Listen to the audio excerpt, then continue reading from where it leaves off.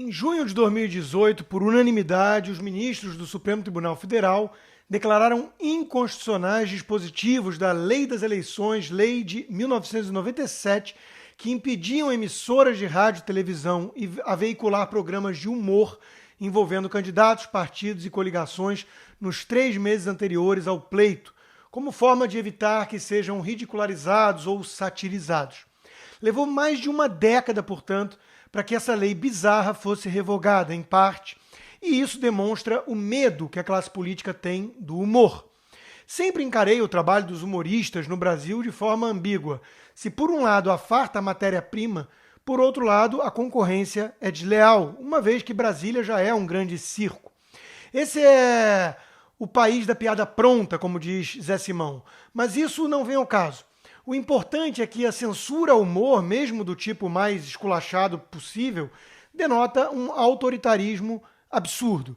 Não é coincidência que os revolucionários comunistas nunca tenham demonstrado aptidão ao riso, ou então os moralistas, muitas vezes hipócritas da igreja medieval, retratados por Humberto Eco em Um Nome da Rosa.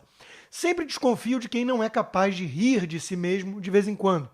Ditaduras não aceitam piadas sobre seus líderes, justamente pelo poder desse importante mecanismo numa sociedade aberta. Quando uma democracia apela para o mesmo instrumento de censura, há algo de muito podre acontecendo. O comediante Marcelo Madureira, do Cacete Planeta, que fazia humor durante o regime militar, afirmou que na era petista era ainda mais difícil ser humorista, pois a censura não era explícita. Os políticos usam o poder do Estado para intimidar rádios e televisões, e o autoritarismo velado pode ser ainda mais complicado do que aquele escancarado.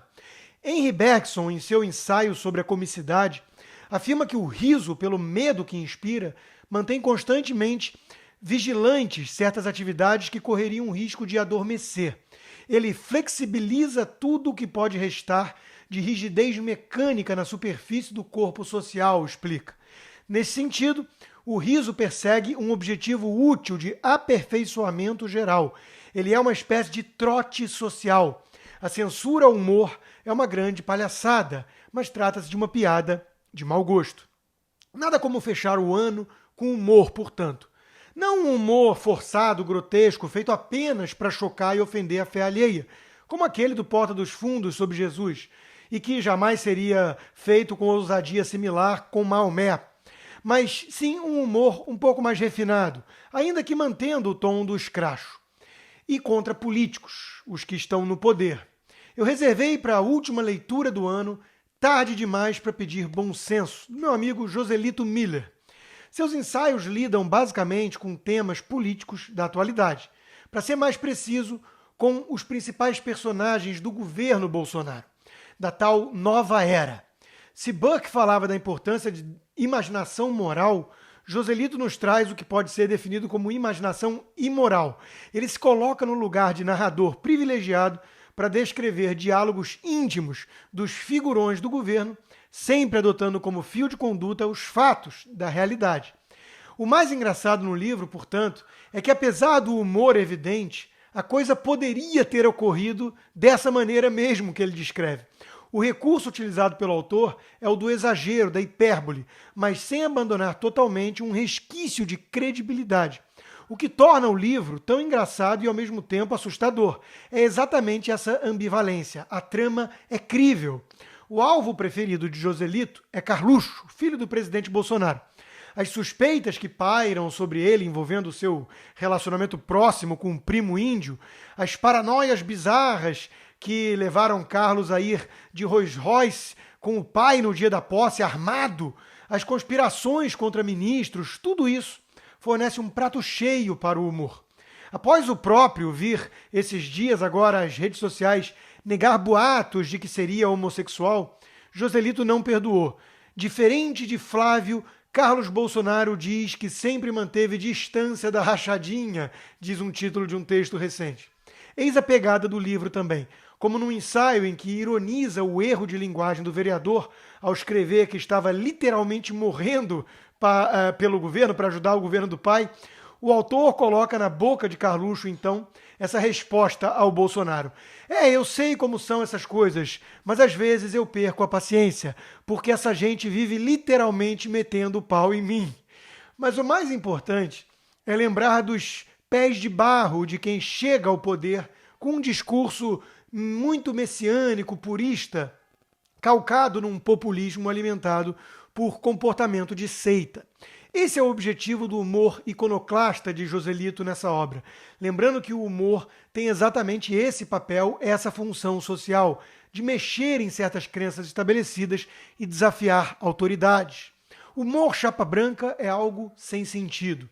Tem muita gente disposta a negar o que está diante dos olhos para mostrar lealdade ao governo. Quando a realidade contrariar o que eles pensam, eles vão dizer que o ponto de vista deles está certo e que a realidade é que está errada, atesta um dos personagens. O tribalismo tomou conta dos debates, entre aspas, políticos no país. As redes sociais foram invadidas por fanáticos de todos os matizes e quem perde é justamente aquele perfil mais independente, disposto a avaliar os prós e contras sem tanta paixão. Ele vira o isentão, sendo que, como lembra outro personagem do livro, num ensaio delicioso sobre o processo de conversão de um moderado num bolsominion radical, por pressão do grupo e covardia moral, cada lado pode alegar que o isentão pertence ao time adversário, ao inimigo. Tudo passa a ser binário, maniqueísta, numa asfixia totalitária que enxerga qualquer divergência, por mínima que seja, como fraquejada ou traição. Basta discordar do mito para virar um socialista fabiano. Tudo se aplica à teoria das tesouras e quem não percebe o xadrez 4D do presidente é um idiota útil da esquerda.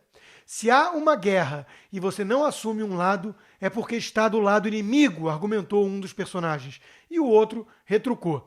Se me torno adepto do lado inimigo ao não tomar partido e o inimigo pensa a mesma coisa ao meu respeito exatamente por esse motivo, eu estou de que lado, afinal? A pergunta produz um bug na cabeça binária e tribal. Eu estou lendo, aliás, O Chamado da Tribo, de Mário Vargas Llosa, e acho que é o 11º ou 12º livro que eu leio dele. E o grande escritor liberal fala exatamente dessa mentalidade tribal. No capítulo sobre Ortega y Gasset, Vargas Llosa sai em defesa do filósofo espanhol, que foi muito atacado por não tomar um claro partido na Guerra Civil Espanhola. Contra totalitarismos dos dois lados, o comunismo e o fascismo, o pensador preferiu ficar distante de ambos. E o escritor peruano concluiu a esse respeito. Essa postura era impraticável naquela situação de ruptura violenta da sociedade e de um maniqueísmo beligerante, quando desapareciam os matizes e a moderação, mas não era desonesta a postura. E continuou. E por isso, durante a guerra, ele se absteve de tomar partido publicamente por qualquer dos dois lados em conflito e depois de aderir ao regime do lado vencedor, que foi instaurado, o regime franquista. A incoerência de quem jura lutar contra o terrível inimigo para preservar valores, princípios, enquanto adota cada método do inimigo, também é destacada no livro de Joselito, como quando um personagem diz: por isso eu sentia muita vontade de meter a porrada nesses filhos da puta que acham que só com violência as coisas se resolvem.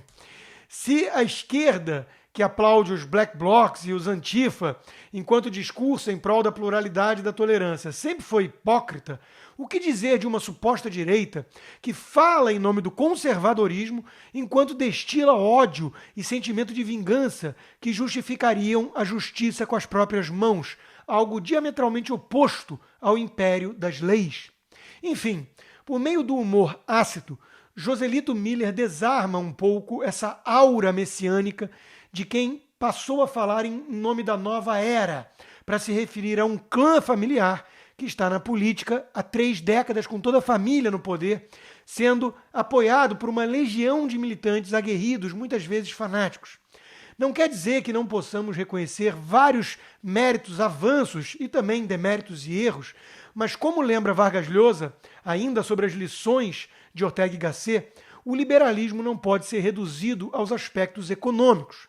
E essa postura tribal, fanática e quiçá totalitária de uma ala do bolsonarismo deveria assustar todo aquele comprometido com a liberdade individual e de pensamento, que dispensa mitos no âmbito da política. O livro será muito divertido para quem não aderiu a esse tribalismo tosco, ultrapassado, e um soco no estômago de quem precisa enxergar mitos onde há apenas seres humanos imperfeitos. Infelizmente, esses tipos pululam nas redes sociais, o que torna o livro de Joselito ainda mais necessário. Afinal, parafraseando Stanislau Ponte Preta, personagem de humor do Sérgio Porto, ou instauramos o bom senso, ou nos ridicularizemos todos.